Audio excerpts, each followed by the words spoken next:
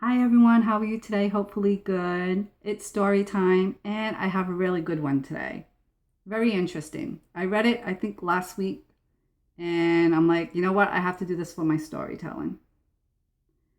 And I hope everyone's having a nice day today. It's kind of warm over here today, but we're getting by. All right, and this story is called In the Land of Black and White. Bitterness is like cancer, it eats upon the host, but anger is like fire, it burns it all clean. And that's by Maya Angelou. All right.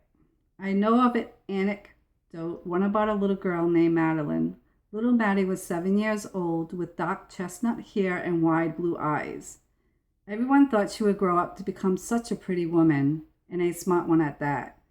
Maddie loved to read books, all kinds of books, fairy tales, and history, fantasy, and mystery. Her parents were so proud of her for being so smart and pretty and brave, they knew she was special. But they were also scared. You see, little Maddie was sick. Very sick. She rarely left her bed, but she had her books, and the love of her parents to keep her company. She was brave for both herself and them. Of course, Maddie didn't know any better. One day on a sunny afternoon in December, not a dark, stormy night in autumn, just a few days after Christmas, Maddie's parents came into her room, full of books, and the leftover wrapping paper, all crinkled and sparkly in the sunlight that leaked through her window. They said that they'd have to leave her alone for a while.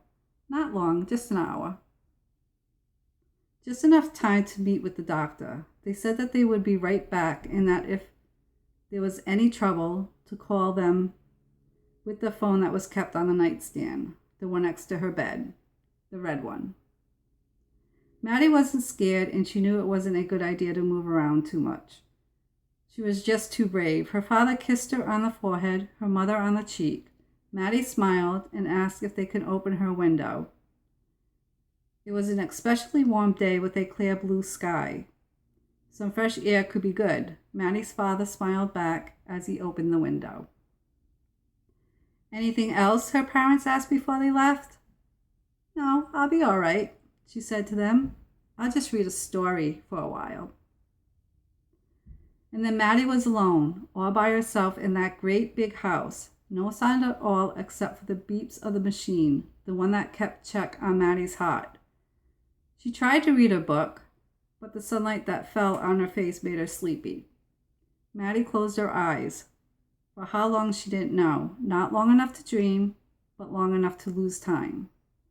To her, it was just a blink and nothing more, but she didn't open her eyes willingly.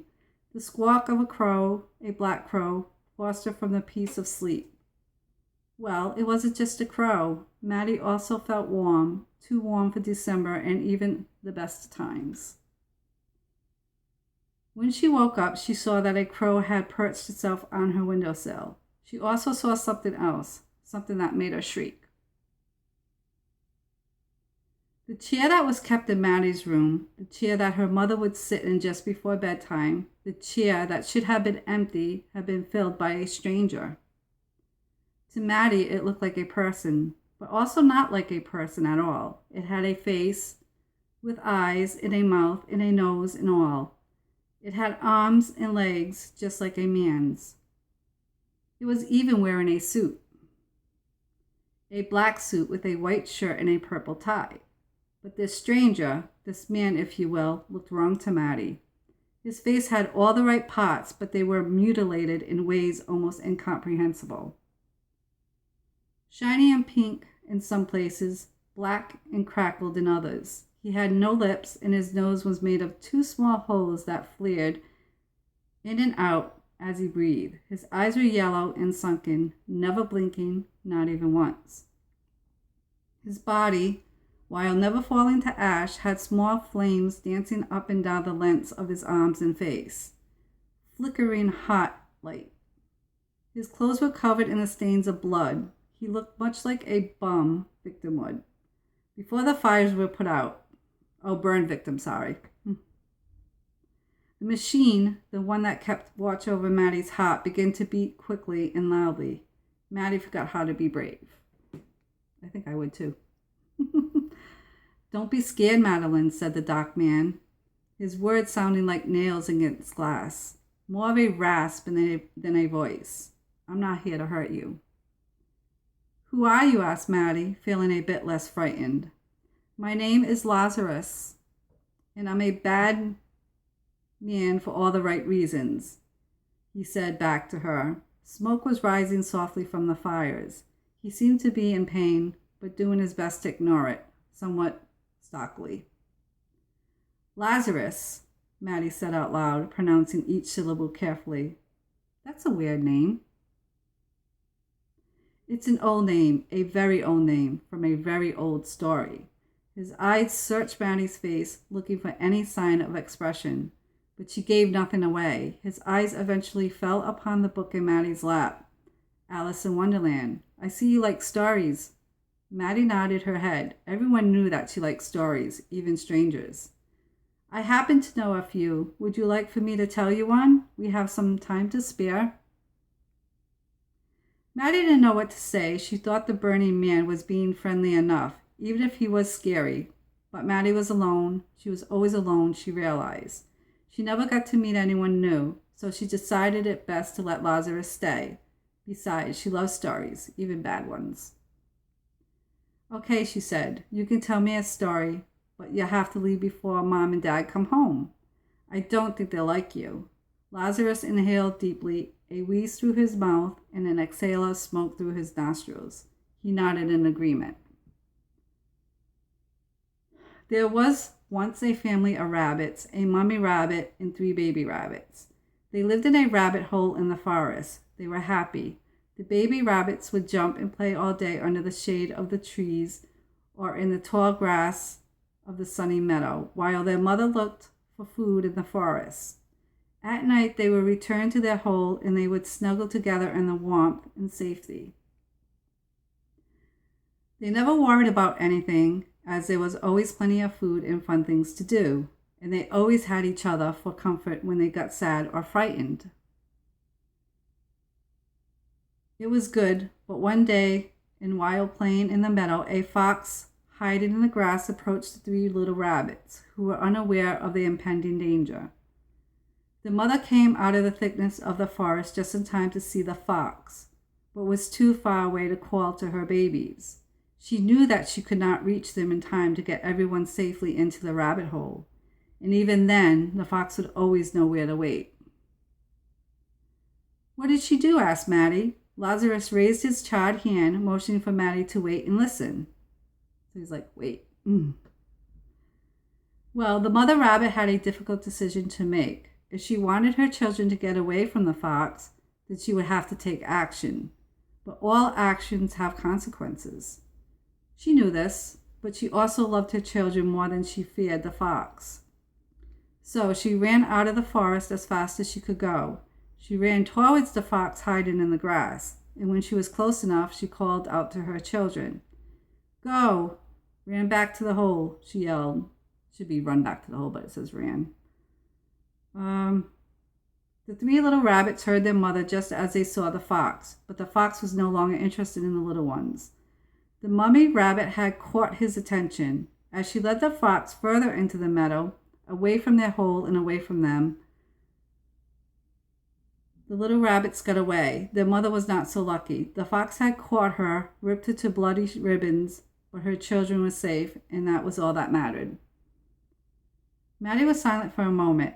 So was Lazarus. That was a sad story, said Maddie. Lazarus nodded his head because he knew it was a sad story, but then again, the truth doesn't pick favorites.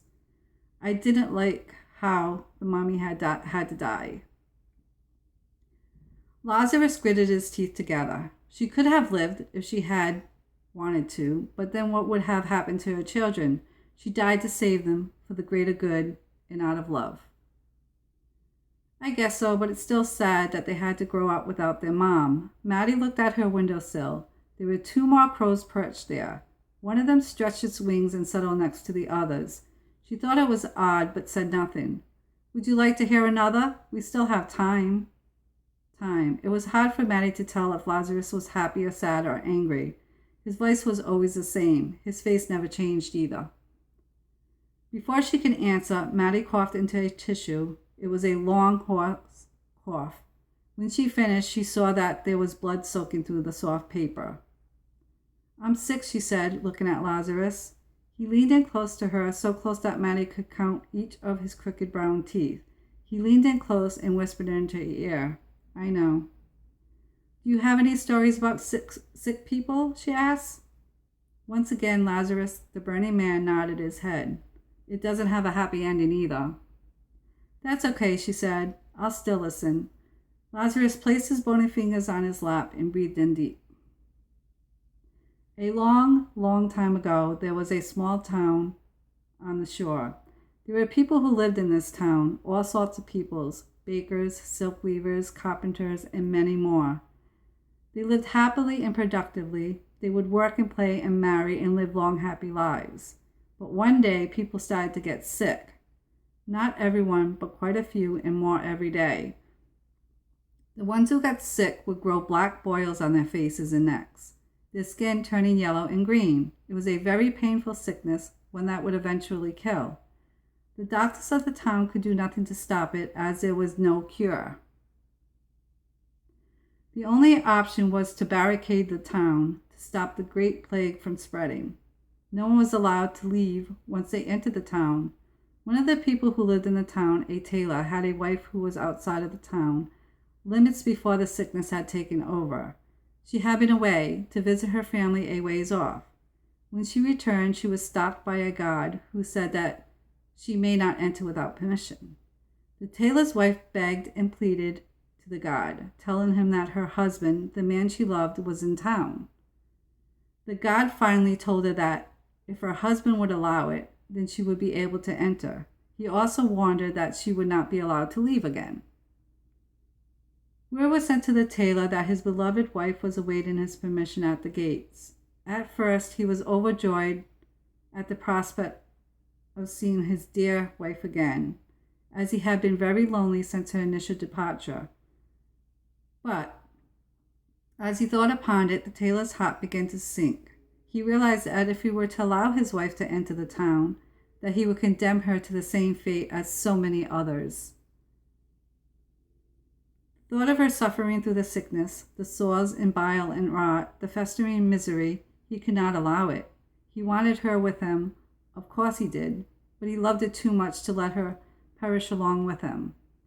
He was already showing symptoms of plague, so it was with a heavy soul that he refused the messenger. He was heartbroken, his eyes wet with guilt and grief. When word came back to the tailor's wife, who had been waiting at the gates all morning, her heart was also crushed. It wasn't until years later, after she had remarried and raised several beautiful children, that she was finally able to forgive him. She understood that her first love only wished for her to continue on and be happy. But the sun was no longer shining. Overcast had made the sky a light shade of gray, almost white when compared to the crows on the windowsill. More had shown up. Lazarus told the story, so many that there wasn't enough room on the sill for all of them. They were starting to perch themselves on a nearby tree. Maddie coughed some more. "I like that one better than the first. At least it wasn't all bad," she said after her fit of coughs. "But why are you telling me all these sad stories?"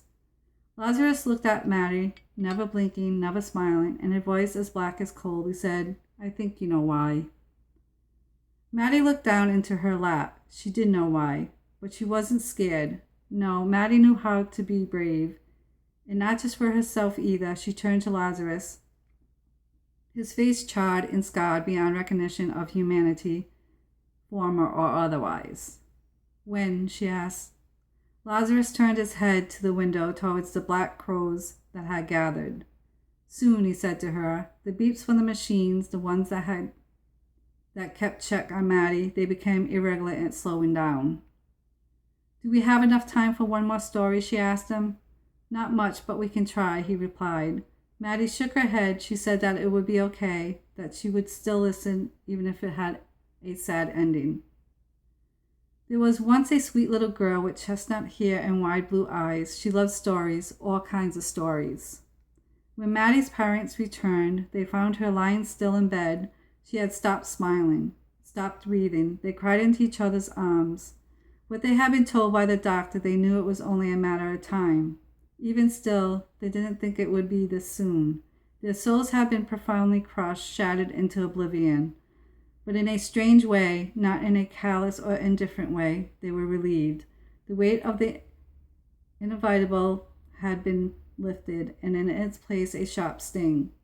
They knew this as they wept, and while gazing out of the bedroom window, they were focusing on the sky, which had grown into a perfect and terrible shade of gray. They were so focused in their sorrow that they never even noticed the burns left on the chair. The crows had taken flight. See, it was a good story. It was very interesting. It was kind of sad, but she knew what was happening and everything. But I hope you guys liked this. If so, please let me know how you liked it. And like I said last week, the new house, I think it will be ready in a couple of weeks, they said. So cross your fingers. And let me know what you think about this story. I think it was really interesting, and how the little girl was brave and, but in her heart of hearts, she knew what was going on. All right, guys, I'll talk to you guys next week with another story. And I'll definitely talk to you Sunday with Pick a Card. And if you like this story, give it a thumbs up, share, and subscribe. And I'll talk to you later. Bye, guys. Keep smiling and stay safe. Mwah. See you later.